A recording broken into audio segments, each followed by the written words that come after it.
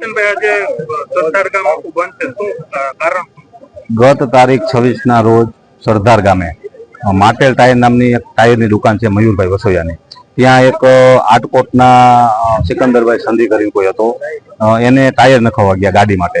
તો ટાયરના પૈસાને બાકી રાખવો હોય, દુકાનદારે ના પાડી તો એની ઉપર છરી વડે હુમલો કર્યો.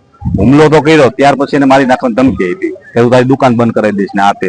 એટલે કાંઈ વાંધો નહીં. એના આક્રોશમાં સરદારના સર્વ સમાજના લોકો જન આક્રોશ સભા રાખેલી હતી ગ્રામ પંચાયત કચેરી ખાતે, અને એમાં એક નિર્ણય કર્યો કે આવા કોઈ આવારા તત્વો લુખા તત્વો હોય તો એને યોગ્ય સજા થવી જોઈએ. અને યોગ્ય સજાના રૂપમાં આજે સર્વ સમાજના લોકો, દેવી પૂજકથી માંડીને દલિત સમાજથી માંડીને પટેલ સમાજ, વાણિયા, હાયુદા બધાય, એમાં આજે મુસ્લિમ સમાજ પણ અમારી સાથે જોડાયેલું હોય કે જે આ અત્યારે અમારી સાથે જ છે. એ પણ એમ કે છે કે આવા કોઈ લોકો આવારા તત્વો હોય એની સાથે અમારો સમાજ નથી, તો આજે એ પણ સપોર્ટ કરવા માટે અમારી સાથે આવેલ છે. નિર્ણય એક જ કે 2-3 દિવસ પોલીસ ડિપાર્ટમેન્ટ દ્વારા જે અત્યારે હાલમાં એની તપાસ ને એની કાર્યવાહી ચાલુ છે. 2-3 દિવસમાં જો કદાચ એમાં કાંઈ ઓલું ન થાય તો અમે ઉચ્ચ લેવલે જે કાંઈ જરૂર પડશે ત્યાં અમે રજૂઆત કરશું. સમાજના પ્રમુખ છે વસોયા મયુર મારું નામ છે. સરદાર માટે ટાયર નામની મારી દુકાન છે સરદારમાં. 26 તારીખના રોજ આ બનાવ બન્યો. આટકોટનો લુખા તત્વો છે સિકંદર સંધી નામનો વ્યક્તિ છે. અવારનવાર ગામની અંદર કોઈને છરી ધાક ધમકી બતાવે છે.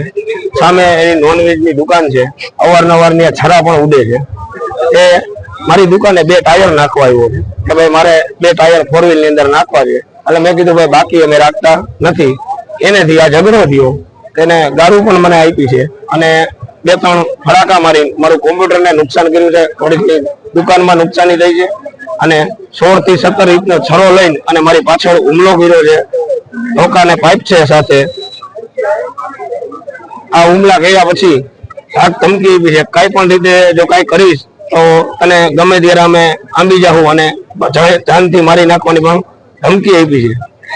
અત્યારે ગ્રામજનો ભેગા થયા શું નિર્ણય થયો? સરદાર ગામ સંયુક્ત સરદાર બંધ છે, આજ બંધનું એલાન છે. તાત્કાલિકના ધોરણે પોલીસને અમે વિનંતી કરી છે કે આને પકડી પાડો અને કાયદેસર કાર્યવાહીમાં સજા આપો અને ગામની અંદર અમારે સરઘસ કાઢવાનું એવો આખા ગામનો રોષ છે.